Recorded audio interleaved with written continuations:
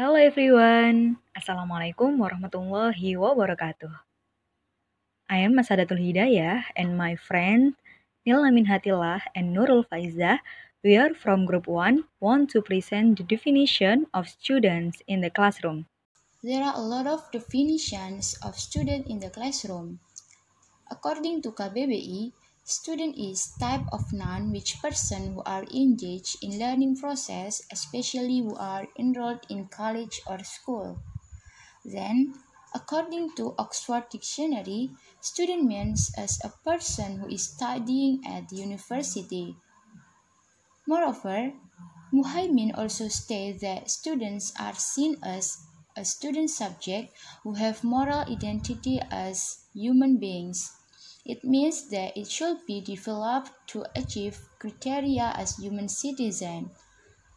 While in the world of education in Indonesia, a student is a person in a school who has potential and will experience a development process.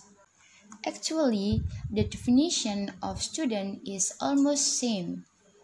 We can say that student is a person or someone who are studying at the university or school to achieve their goals in educational program. Okay, so now about responsibilities student in the classroom. Of course, students have a role in the teaching-learning relationship. This means that teacher do not create good relationship, but student must also pay attention to aspects that can create good relationship and encourage the effectiveness of learning for their own interest. There are three aspects. Number one, aspect relate to learning.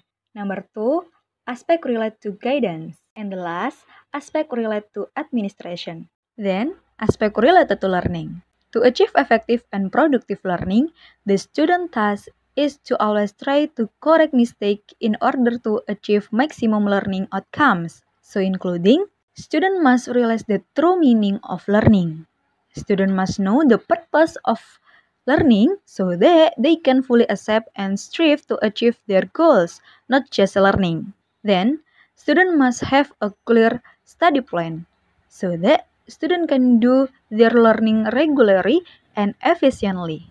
And the last, student must show their participation when discussing in class by asking questions or expressing opinions if need.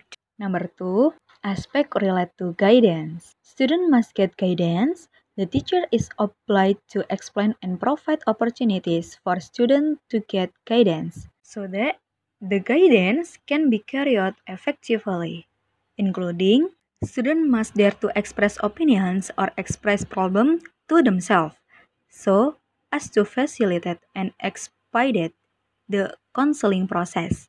In addition, students must realize their responsibility to be able to solve problems or improve attitudes in order to improve the quality of learning. And the last aspect related to administration.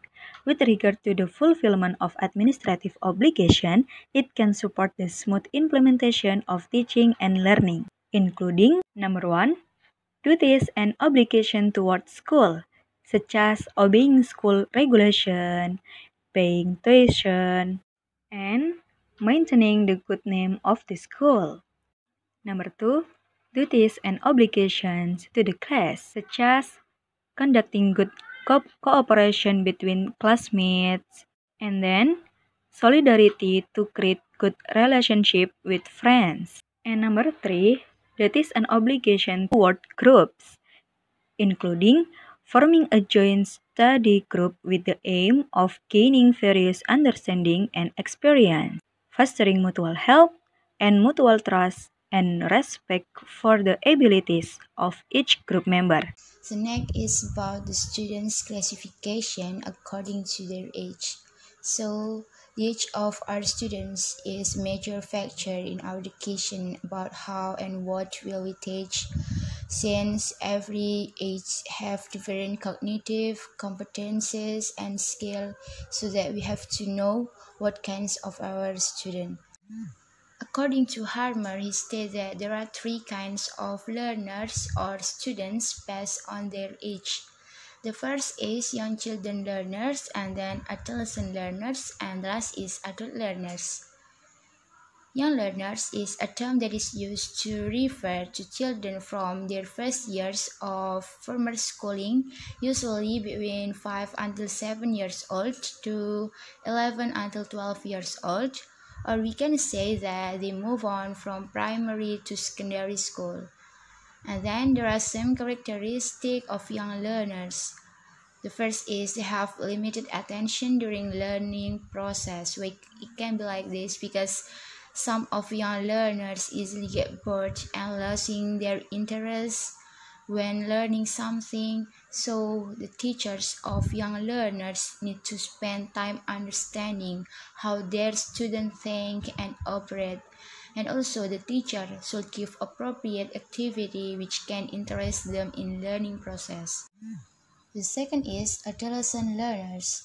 The students who are between 10 to 15 years old are most attractive students because they need to learn more with their curiosity, and they also more engaged during learning process rather than young learners because most of them already understand the need for learning and the right goals, and also they can be quite responsible for doing what is asked for them. The last is adult learners. They are different from young learners and adolescent learners since they often have a clear understanding about what they learn so that they can engage with abstract stuff and more discipline rather than age groups. And in this case, the teacher can provide a long activity for their students so it may build their critical thinking about their expectation in learning process, and they already have their own set pattern of learning. Next, the explanation about the characteristic of good learner.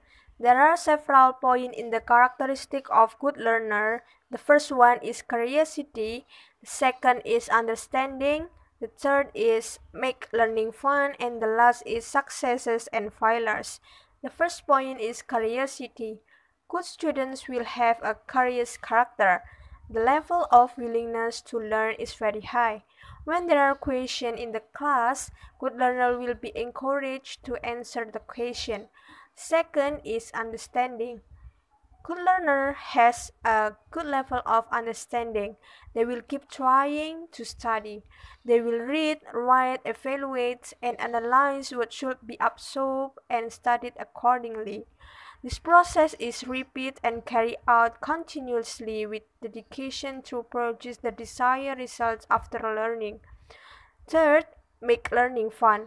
Oftentimes, certain concept or topic can be boring or uninteresting.